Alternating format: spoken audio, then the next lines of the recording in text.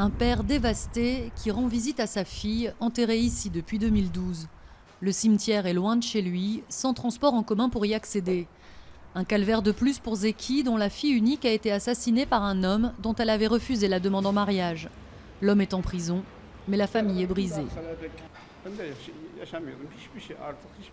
Depuis, je ne vis plus, je ne peux même plus bouger cette bouteille d'eau là. Pendant que ma fille repose sous terre, nous sommes morts aussi, ma femme et moi. Dans la maison, nous restons à 3 avec mon petit-fils. Mais moi, en même temps que ma fille, je suis mort.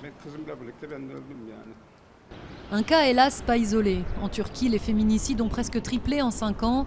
Selon les associations féministes, l'arrivée au pouvoir de l'AKP explique pour beaucoup ces chiffres terribles. Ce système patriarcal se reflète dans la vie domestique, se reflète dans notre vie professionnelle. Quand nous tentons d'y résister, de vivre nos vies, nous les femmes devons faire face à la violence, aux attaques, à la mort, simplement car les femmes ne sont plus vues comme des égales ici. Scénario classique, un homme se venge d'un supposé affront, comme pour la sœur de Nazli. Un jour de novembre 2014, cette jolie brune a été tuée par son ex-mari, qui a ensuite plaidé la folie pour réduire sa peine. Même défense pour le tueur de Duygu, dont le procès a lieu ces jours-ci à İzmir, dans l'ouest de la Turquie. Duygu a été tuée par un homme qu'elle connaissait. Elle a été poignardée plusieurs fois, à mort.